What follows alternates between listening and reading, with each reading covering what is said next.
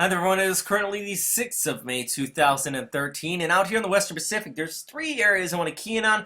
Then we're going to talk about the Bay of Bengal in the second half of this update, because that is going to get interesting later this week. But first, I want to talk about you out here in northern Japan, eastern China, and also here across the southern Philippines, and really just leftovers Invest 92W. Now that's really getting pulled off there towards the northeast, all along with a stationary boundary, which is kind of lingering through here, part of a trough that moved through at the end of last week. And that did do its part to just basically tear this apart and make it not want to develop into a tropical system, to say the least. But it's still bringing these heavy showers, accompanied by the ITCZ across southern Mindanao, and that's still going to bring some heavy rainfall for you here throughout the next 24 hours. Going into your Tuesday, it should start to clear up, but at least nothing organized in the forecast. Then as we look due north into Japan, Tokyo and much of western Japan actually remaining sunny and rather warm today, and that reason is because you have a low pressure area moving across northern Japan. It's pulling in this warm air from the south, so Tokyo actually temperatures climbing well into the 20s.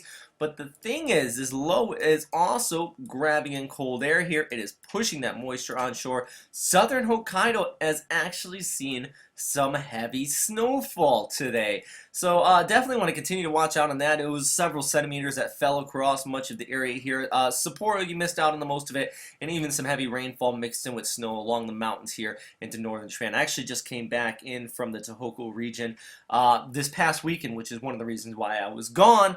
It was sunny and even warm up there, temperatures well into the teens. So really that snow is concentrated in the Hokkaido. And as that low does continue to push off there towards the east, this is going through Tuesday. Conditions will rapidly improve behind it. Much Japan staying rather warm and decent going through the first half of the coming week. Then we're talking about southeastern China though. We have a new trough starting to develop here. That's going to pull moisture in and out of the South China Sea, bring some widespread rainfall. We can even watch this move off there through the end of the week. Starts to push off there towards the east, and then it's going to affect the southern portions of the Korean Peninsula, western Japan, Okinawa by Friday. So at the end of the weekend, it's Monday now, Thursday, Friday, so you're really going to have some great weather even going into the weekend, though much of Japan does look like it is going to stay on the wet side. Now there's something on this map, now that I've covered Eastern Asia and the Western Pacific for the coming week, that you really cannot miss. It's rather obvious going into Friday and Saturday, and if you still haven't seen it just yet, well, it's down here towards the left part of your screen.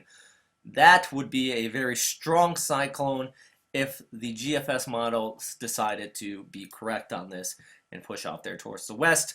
Even Sri Lanka, you're going to get in this. The previous no-gaps model, the NAVGEM, that also picks up on this storm system. Now on the flip side of that, as we go through Monday and looking into Tuesday here, the European model on the other hand here into the Bay of Bengal does not really pick up on anything. Really, even as we look out into the weekend, still remains moderately weak, and then even by the end of the week and Saturday and the Sunday, that's when we start to see something spin up here, keeping it at the tropical storm equivalent of an intensity of a system here, really spinning up through Saturday and Sunday. So GFS really being the most bullish on this storm system. Still a whole week to continue to watch it. As we take a look at the features really at this time in the region, it is just rather obvious there is an abundant amount of moisture here just south of Sri Lanka that very well could get picked up here and spun into a tropical system. Currently, the vertical wind is under that 15-knot threshold there, where you're possibly going to see this formation just towards the south of Sri Lanka. Looks like it's going to maintain that. We're also seeing about 50 knots a little bit farther down towards the south, which is one reason why this hasn't organized just yet, and actually very spotty on the organization because it is just getting tossed about here across much of the southern portions of the Bay of Bengal as far as the difference in wind directions with the atmosphere. But at the very least, some rain out of here, if not too heavy, if it came off here towards the northwest, would be of a great relief. Actually, the hottest time of the year, the southwest monsoon, not quite set in across much of India here, so what we are seeing are these temperatures soaring 39 degrees here. Absolutely scorching, so some rainfall likely would be very much of a relief.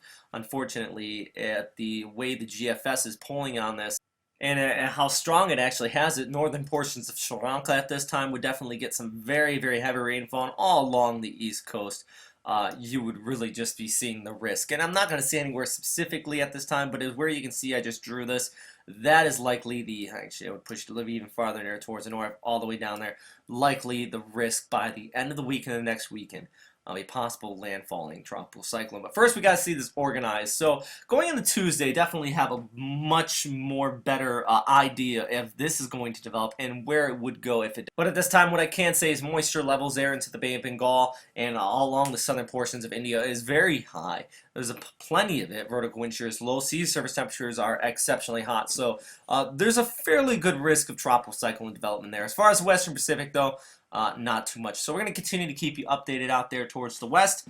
And if you have any